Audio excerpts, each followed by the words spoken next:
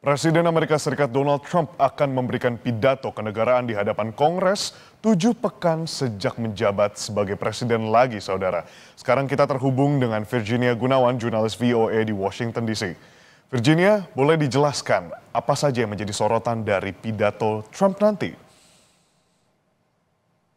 Bahwa masa yang singkat dari pemerintahan jilid 2 Donald Trump ini tidak mengurungkan atau tidak menyurutkan apa saja yang akan disampaikan Donald Trump, terutama karena selama ia menjabat selama 7 pekan, itu ada sedikitnya 76 instruksi presiden dan juga sejumlah memorandum presiden yang ia tanda tangani mencakup berbagai isu mulai dari isu-isu domestik seperti isu kultural atau isu-isu budaya, lalu juga ada isu terkait restrukturisasi pemerintah Amerika Serikat, dan dari sisi internasional kita tahu bahwa Donald Trump menandatangani di hari pertamanya pemunduran atau penarikan Amerika Serikat dari perjanjian iklim Paris. Ini adalah sebagian dari hal-hal yang akan disampaikan Donald Trump dalam pidatonya malam ini, di mana ia akan berkesempatan untuk make his case atau menjelaskan alasan dan argumen di balik langkah yang ia lakukan dari instruksi presiden tersebut, dan kira-kira visi apa yang akan dibawa pemerintahannya ke depannya.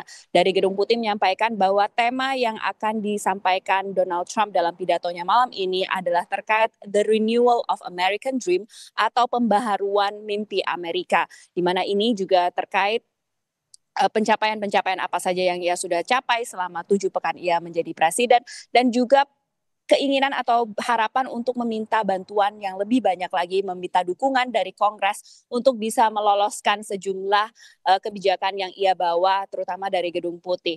Nah, kita bicara sedikit soal topik-topik yang ia cover dan apa saja yang akan dibawa oleh Donald Trump di sini, juga terkait dengan siapa saja yang tamu yang diundang oleh Donald Trump dan juga tamu yang diundang oleh wakil rakyat Partai Demokrat. Kita bahas dulu dari Partai Demokrat yang merupakan saat ini adalah partai oposisi di Amerika Serikat, dan ada rencana untuk melakukan boykot oleh Partai Demokrat.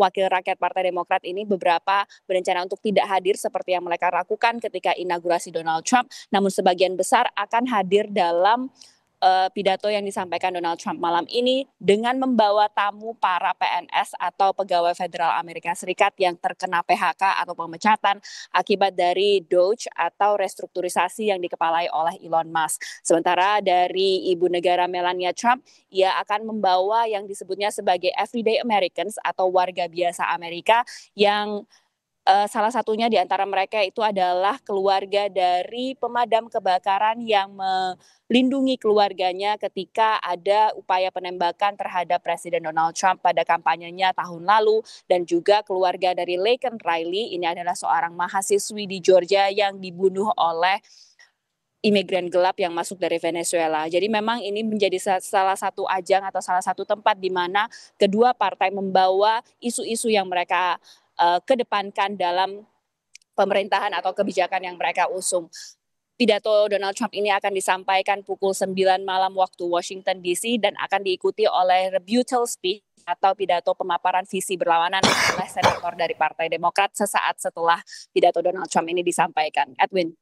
Virginia, yang jadi juga menarik adalah terkait dengan tingkat popularitas dari Donald Trump 7 pekan setelah menjabat lagi. Nah, bagaimana seberapa populer Donald Trump dan bagaimana ini mempengaruhi nantinya untuk dipaparkan untuk pidato ini lagi, Virginia? Ya, kalau misalnya kita lihat dalam pemberitaannya, memang ada beberapa dan bahkan cukup banyak protes yang dilakukan di penjuru Amerika Serikat. Isunya pun beragam ya, mulai dari isu imigrasi, ini adalah gelombang protes yang pertama kali dilakukan oleh warga Amerika Serikat, terutama terkait penangkapan atau upaya deportasi massal yang dilakukan oleh Presiden Donald Trump saat ini dan juga pemerintahannya. Selain itu juga isu terkait pemangkasan atau PHK yang dilakukan kepada pegawai federal Amerika Serikat ini juga menimbulkan banyak protes yang tidak hanya terjadi di Washington DC, ibu kota Amerika Serikat, tapi di penjuru Amerika Serikat. Dan juga yang terkini adalah isu terkait atau demonstrasi yang dilakukan oleh pendukung-pendukung Ukraina, terutama setelah terjadinya adu mulut antara Presiden Ukraina Volodymyr Zelensky dan juga Presiden Donald Trump dan juga Wakil Presiden JD Vance. Dan ini menimbulkan sejumlah isu ini menimbulkan sejumlah protes yang terjadi di penjuru Amerika Serikat. Tapi kalau kita lihat angkanya dari hasil agregasi polling nasional yang dilakukan oleh 538.com, ini adalah situs yang mengagregasi polling yang terjadi di seluruh Amerika Serikat, tingkat kepuasan atau tingkat persetujuan warga Amerika Serikat terhadap Donald Trump jilid 2 pemerintahannya kali ini itu mencapai 47,8%.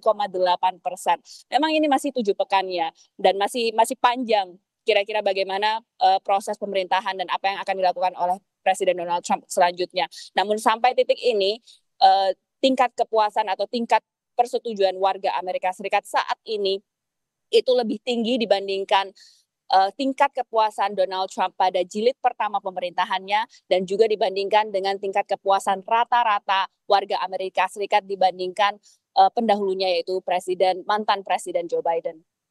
Edwin. Baik, kita nantikan nantinya untuk dari pidato Presiden Amerika Serikat Donald Trump yang berjudul Memperbarui Mimpi dari Amerika Serikat. Terima kasih jurnalis VOA Virginia Gunawan. Selamat kembali bertugas.